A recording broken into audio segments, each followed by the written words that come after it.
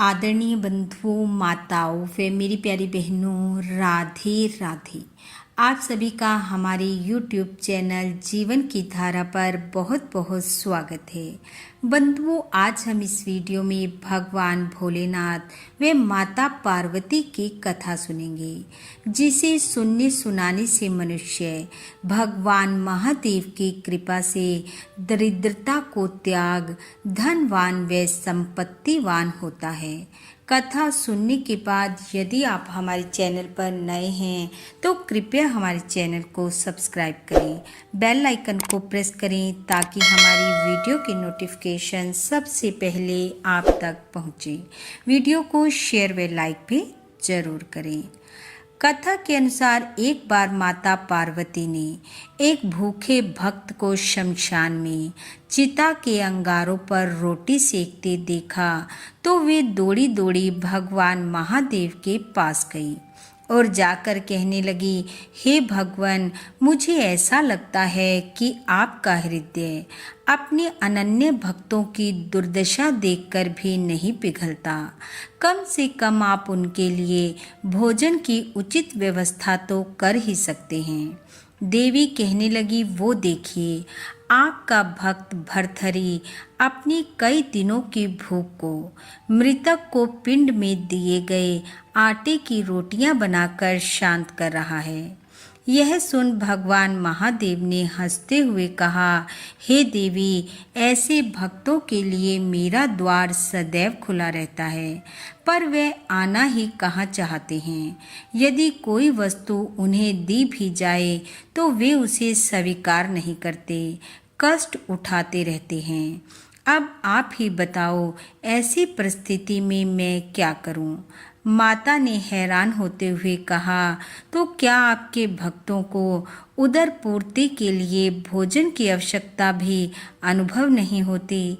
पार्वती जी की बात सुनकर महादेव कहने लगे, देवी, परीक्षा लेने की तो आपकी पुरानी आदत है। यदि विश्वास ना हो तो स्वयं ही जाकर पूछ लो, परंतु परीक्षा में सावधानी रखने की आवश्यकता है। भगवान महादेव के आदेश की देर थी। माता पार्वती ने एक भिखारिन का वेश धारण किया और भर्तहरि के पास जा पहुंची और कहने लगी, बेटा, मैं कई दिनों से भूखी हूँ, क्या मुझे भी कुछ खाने को मिलेगा? यह सुनकर भर्तहरि ने कहा, अवश्य, और चिता के अंगारों पर सेकी हुई 4 रोटी में से 2 रोटी भिखारिन बुढ़िया के हाथ पर रख दी और शेष बची 2 रोटी स्वयं खाने का उपक्रम करने लगा। यह देखकर भिखारी ने दीन भाव से कहा, बेटा, इन 2 रोटियों से कैसे काम चलेगा? मेरे घर में मेरा बूढ़ा पति भी है, उसने भी कई दिनों से भोजन नहीं किया है। भर्तहरि ने बची हुई अन्य 2 रोटी भी भिखारिन के हाथ पर रख दी और कहा, मुझे अत्यंत संतोष है कि इस भोजन से मुझसे भी अधिक भूखे प्राणियों का पेट भरेगा। ऐसा कहकर भर्तहरि ने कमंडल उठाकर जल पिया, संतोष की सांस ली और वहां से जाने लगे।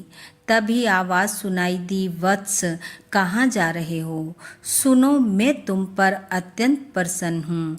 तुम जो चाहे वो मांग सकते हो, मैं तुम्हारी सब इच्छा पूरी करूँगी। भर्तहरि ने पीछे मुड़कर देखा और कहा, अभी तो अपनी और अपने पति की भूख शांत करने के लिए मुझसे रोटियां मांग रही थी और अब मुझे देने की बात करती हो।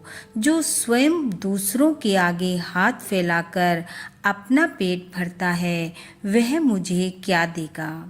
ऐसे भिखारिन से मैं क्या मांगूं?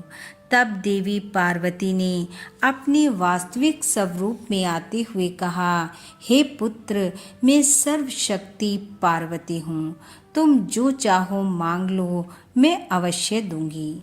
तब भर्तहरि ने श्रद्धा पूर्वक देवी जगदम्बा के चरणों में सिर झुकाते हुए कहा, हे देवी, यदि आप प्रसन्न हैं तो यह वर दें कि जो कुछ मुझे मिले उसे मैं दीन दुखियों में लगाता रहूं और अभावग्रस्त स्थिति में भी बिना मन को विचलित किए शांति व संतोष पूर्वक रह सकूं। पार्वती जी एवं मस्तु कहकर भगवान शिव के पास लौट आई। त्रिकालदर्शी भगवान महादेव ने यह सब देखकर मुस्कुराते हुए देवी पार्वती से कहा, हे भद्रे, मेरा भक्त इसलिए दरिद्र नहीं होता कि उसे कुछ मिला नहीं, बल्कि भक्ति के साथ जुड़ी उदारता उससे अधिक से अधिक दान करवाती रहती है और वे खाली हाथ रहकर भी विपुल संपत्ति वालों से अधिक संतुष्ट बने रहते हैं और मेरी कृपा को पाते हैं। ऐसा कहकर भगवान महादेव मंद मंद मुस्कुराते हुए समाधि में लीन हो गए और माता कहने लगी, हे प्रभु, आप भी धन्य और आपके भक्त भी धन्य। बोलो भक्त वत्सल भगवान की जय। बोलो भगवान महादेव की जय। बंधु, भगवान महादेव वे माता पार्वती की कृपा आप वे आपके परिवार पर सदैव बनी रहे। आपका घर आंगन खुशियों से महकता रहे। इन्हीं शुभकामनाओं के साथ आप सबका बहुत बहुत धन्यवाद। राधे राधे।